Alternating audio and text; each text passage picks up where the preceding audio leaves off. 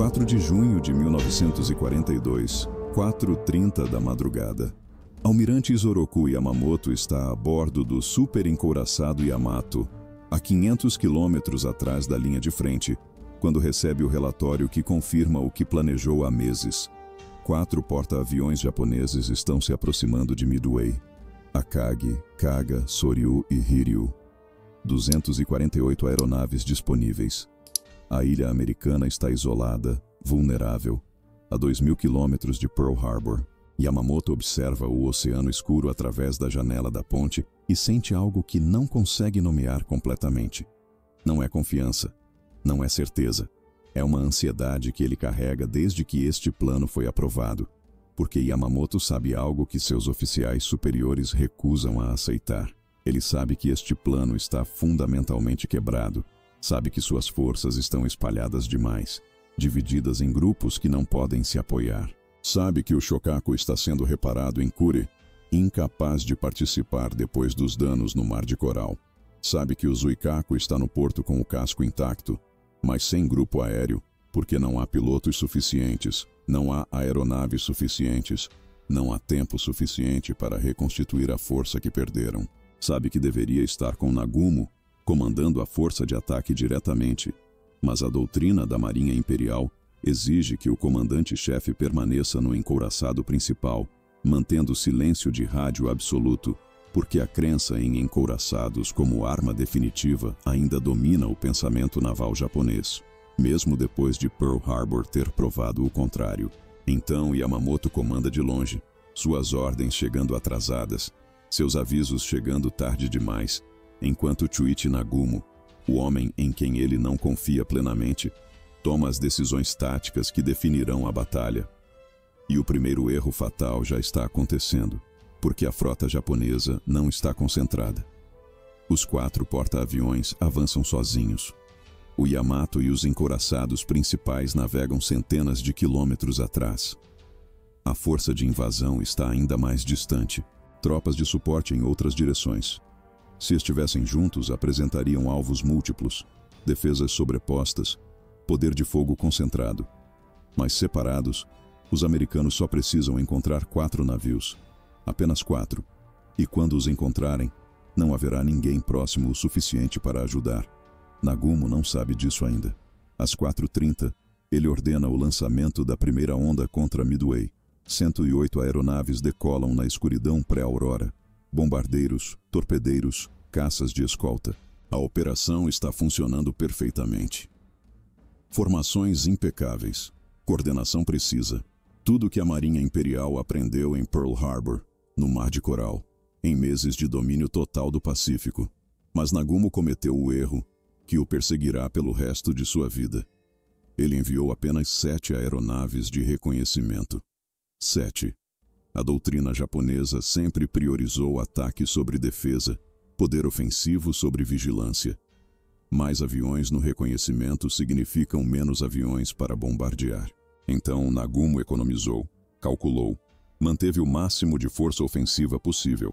E o avião que deveria cobrir o setor nordeste, exatamente onde os porta-aviões americanos estão esperando, decolou com 30 minutos de atraso por problemas mecânicos. 30 minutos. Se tivesse decolado no horário, teria detectado a força-tarefa americana 1 hora antes. 1 hora que mudaria tudo. Mas o avião está atrasado, e Nagumo não sabe que 3 porta-aviões americanos estão a 200 quilômetros ao nordeste. Enterprise, Hornet e Yorktown. Este último supostamente destruído no Mar de Coral, mas reparado em Pearl Harbor em 48 horas de trabalho impossível, navegando para a batalha com equipes de reparo ainda a bordo. Os americanos sabem exatamente onde Nagumo está, porque quebraram os códigos japoneses. Sabem o plano completo. Sabem os horários, sabem as rotas, e têm radar, a tecnologia que os japoneses desprezaram por anos, considerando-a desnecessária para uma marinha ofensiva. Então os porta-aviões japoneses navegam sem saber que estão sendo observados, sem detectar as formações inimigas se aproximando, porque não há telas de radar mostrando pontos convergentes, não há avisos antecipados, não há tempo para preparar defesas. Às 7h, a primeira onda retorna de Midway. O ataque foi bem sucedido, mas o líder do ataque, Tenente Tomonaga, envia a mensagem que iniciará a cascata de desastres. Necessário segundo ataque. A ilha não foi neutralizada. Instalações ainda operacionais. Nagumo recebe o relatório e toma a decisão. Ele tem 93 aeronaves no convés, armadas com torpedos para ataque naval, caso porta-aviões americanos apareçam. Mas Midway precisa ser silenciada. A invasão depende disso. Então ele ordena: trocar armamentos, remover torpedos, instalar bombas terrestres, preparar segunda onda contra a ilha. É decisão lógica, baseada na premissa de que não há porta-aviões americanos na área. Os aviões de reconhecimento não reportaram nada. As patrulhas estão limpas. Os americanos devem estar em Pearl Harbor, longe demais para interferir. Mas enquanto as equipes de convés começam o trabalho, puxando torpedos de 800 quilos, trazendo bombas dos depósitos, empilhando munição, o avião de reconhecimento atrasado finalmente alcança seu setor de patrulha. E às 7h28, a mensagem que Nagumo temia. Avistados 10 navios, possivelmente inimigos. Posição, curso e velocidade seguem. Nagumo congela. Navios. Mas que tipo de navios? Cruzadores? Contratorpedeiros? Transportes? Ele precisa saber. Ordena ao piloto. Averiguar composição da força inimiga. 15 minutos de silêncio. As equipes de convés continuam trabalhando, torpedos sendo removidos, bombas sendo instaladas. E então, às 7h45, a mensagem que muda tudo. Parece incluir um porta-aviões. Um porta-aviões. Os americanos estão aqui. Nagumo está preso em um pesadelo tático. Metade de suas aeronaves ainda está sendo rearmada. A primeira onda está retornando, precisando pousar, precisando de combustível. Os convéses estão caóticos, cobertos de armamento exposto, tripulações correndo entre torpedos e bombas. E um porta-aviões americano está a 200 quilômetros de distância. O contra-almirante Tamon Yamaguchi, comandando a 2ª Divisão de Porta-Aviões a bordo do Hiryu, envia a recomendação que poderia ter salvado a frota. Atacar imediatamente com as aeronaves disponíveis. Não esperar por rearme completo. Não esperar pela recuperação da primeira onda. Lançar agora, com o que tem, antes que os americanos possam atacar. Mas Nagumo recusa. Ele foi treinado na doutrina de ataques massivos coordenados. A Marinha Imperial não improvisa. Não lança ataques fragmentados. Espera pela força máxima, depois golpeia com tudo simultaneamente. Então Nagumo decide esperar. Recuperar a primeira onda. Completar o rearme. Organizar um ataque adequado. É decisão lógica, é decisão doutrinária, é sentença de morte, porque os americanos não estão esperando. 3 porta-aviões lançaram tudo o que tinham. 151 aeronaves no ar. Bombardeiros de mergulho, torpedeiros, caças de escolta. Voando em direção à posição relatada de Nagumo. E os japoneses não veem nada chegando, porque não tem radar, porque os aviões de reconhecimento estão cobrindo outros setores, porque a patrulha aérea de combate sobre a frota é mínima, dedicada principalmente a interceptar ataques vindos de Midway. Os hangares dos porta-aviões estão abertos. Aeronaves reabastecendo, bombas empilhadas, torpedos removidos mas ainda no convés, mangueiras de combustível conectadas, munição exposta, cada porta-aviões transformado em bomba gigante esperando por uma faísca. Se você gosta do nosso conteúdo sobre história militar, ajude-nos se inscrevendo no canal. Queremos chegar aos 1000 inscritos. O seu apoio faz toda a diferença. Às 9h30, os primeiros torpedeiros americanos atacam. Devastator obsoletos, lentos, vulneráveis. Os caças Zero os massacram. 35 de 41 torpedeiros são abatidos antes de lançar. Nenhum torpedo atinge. Nagumo observa a carnificina e sente alívio momentâneo. Os americanos atacaram prematuramente, descoordenadamente. Foi repelido facilmente. Mas o massacre dos torpedeiros arrastou todos os caças Zero para baixo, para a altitude baixa, perseguindo os Devastator através das ondas. E às 10h22, os bombardeiros de mergulho chegam. Wade McCluskey, comandando os Dauntless do Enterprise, quase perdeu a frota japonesa. Voou para onde deveria estar. Não encontrou nada. Combustível baixo. Homens exaustos. Ele estava prestes a retornar quando viu um contratorpedeiro japonês correndo ao norte, deixando rastro branco no Oceano Azul. McCluskey seguiu o rastro, e às 10h22 viu a visão que todo piloto de bombardeiro sonha.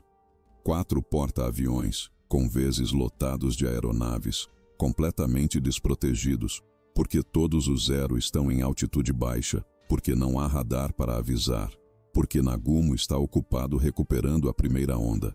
McCluskey divide suas formações. Enterprise ataca o Akagi e o Kaga. Yorktown ataca o Soryu. Eles mergulham de 6.000 metros. Os Zero tentam interceptar, mas estão muito baixos, muito lentos, muito tarde. As bombas caem. No Kaga, 4 bombas de 500 quilos atingem em rápida sucessão. Uma perfura o convés de voo perto da proa. Outra detona no hangar principal. A terceira atinge perto dos elevadores. A quarta explode entre aeronaves reabastecendo. O Kaga se transforma em inferno instantaneamente. Combustível se inflama. Torpedos detonam. Bombas explodem em cascata. Homens são incinerados onde estão. O navio está perdido em segundos. No Akagi, o navio almirante de Nagumo, uma única bomba atinge. Mas cai no elevador traseiro, penetra até o hangar superior, detona entre aeronaves sendo rearmadas. A explosão rompe linhas de combustível. Incêndio se espalha através dos hangares. Torpedos tipo 91 começam a explodir. O sistema de controle de danos está sobrecarregado. Nagumo é forçado a transferir sua bandeira para um cruzador leve. Do convés do cruzador, ele assiste o Akagi queimar. Assiste décadas de tradição naval se transformarem em fumaça negra. No Soryu, 3 bombas de 500 quilos atingem em 30 segundos. A primeira perfura o convés de voo. A segunda detona no hangar. A terceira explode perto da ilha de comando. O capitão Yanagimoto tenta coordenar controle de danos, mas é impossível. Os incêndios são muito intensos. As explosões muito constantes. Às 10h45, ele ordena abandono. A tripulação evacua e Yanagimoto escolhe ficar, cantando o hino nacional enquanto o navio queima ao seu redor. 3 porta-aviões destruídos. 3. Em 5 minutos. Das 10h22 às 10h27. 5 minutos que apagaram 6 meses de vitórias. 5 minutos construídos por meses de erros. Apenas o Hiryu sobreviveu, protegido por estar separado dos outros. Yamaguchi, o homem que avisou Nagumo para atacar cedo, agora assume comando tático de fato. Ele tem um porta-aviões. Os americanos têm 3, mas ele vai atacar de qualquer forma, porque é tudo que resta. Às 10h40, ele lança 18 bombardeiros de mergulho e 6 caças. Às 13h30, eles encontram o Yorktown. As bombas atingem. Incêndios começam. O Yorktown para. Mas equipes de controle de danos americanas são excepcionais. Em 1 hora, os incêndios estão controlados. O navio está navegando novamente. Yamaguchi lança a segunda onda. 10 torpedeiros, 6 caças. Às 14h30, 2 torpedos atingem o Yorktown. Desta vez o dano é crítico. O navio está condenado, mas custou ao Hiryu suas últimas aeronaves ofensivas. E às 17h, bombardeiros do Enterprise encontram o Hiryu. 4 bombas de 500 quilos atingem. O último porta-aviões japonês se transforma no mesmo inferno que consumiu seus irmãos. Yamaguchi recusa a evacuação. Escolhe afundar com o navio. Escreve última mensagem assumindo responsabilidade pela derrota. Às 2h30 da manhã de 5 de junho, o Hiryu vira e afunda. 4 porta-aviões em menos de 24 horas. Yamamoto recebe os relatórios no Yamato. Akagi perdido. Kaga perdido. Soryu perdido. Hiryu perdido. Ele fica em silêncio por longos minutos. Depois ordena a retirada geral. A operação de Midway está cancelada. A frota retorna ao Japão em derrota. E Yamamoto sabe, mesmo que seus oficiais ainda não aceitem, que o Japão acabou de perder a guerra. Porque não são apenas 4 navios. São os pilotos veteranos que treinaram por anos. São os mecânicos especializados que mantinham as aeronaves. São os oficiais experientes que coordenavam operações. São os grupos aéreos que lutaram desde Pearl Harbor. Tudo perdido. E o Japão não pode substituir A política de ases da Marinha Imperial, mantendo os melhores pilotos sempre nos porta-aviões, nunca enviando-os para treinar recrutas, significa que não há reserva de instrutores. Não há pipeline de substituição. Os veteranos que morreram em Midway eram insubstituíveis. E mais crítico, o erro que Yamamoto cometeu ao aceitar este plano fundamentalmente falho o perseguirá. Ele sabia que as forças estavam muito dispersas. Sabia que deveria estar comandando da linha de frente. Sabia que Nagumo não era o homem certo. Sabia que 2 porta-aviões a menos tornavam o plano arriscado demais. Mas aceitou de qualquer forma, porque a pressão política exigia ação, porque o alto comando queria vitória rápida, porque ninguém imaginava que os americanos poderiam estar esperando. A arrogância de anos de vitórias, a crença na invencibilidade japonesa, a certeza de que porta-aviões nunca seriam atingidos, tudo isso conspirou para criar as condições de Midway. E quando os erros se acumularam, quando o reconhecimento falhou, quando Nagumo hesitou, quando o rearme foi iniciado no pior momento possível, 5 minutos foram suficientes para destruir o que levou décadas para construir. Se essas histórias das batalhas que mudaram a guerra te fascinam, inscreva-se no canal. Estamos construindo uma comunidade apaixonada por história militar e seu apoio nos ajuda a continuar trazendo esses relatos detalhados. Yamamoto sobreviveu mais um ano.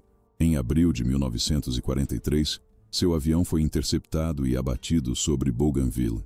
Os americanos, que quebraram seus códigos em Midway, quebraram novamente seus planos de viagem. Ele morreu sabendo que Midway foi o princípio do fim. Guadalcanal sangrou. Marianas massacrou. Leyte destruiu. Tudo conectado. E o erro que custou Midway não foi de Nagumo hesitando. Foi de Yamamoto aceitando um plano que ele sabia estar quebrado desde o início. Estamos recomendando um vídeo que complementará sua compreensão sobre esses momentos decisivos onde guerras são perdidas, não por falta de conhecimento, mas por falha em agir sobre esse conhecimento no momento certo.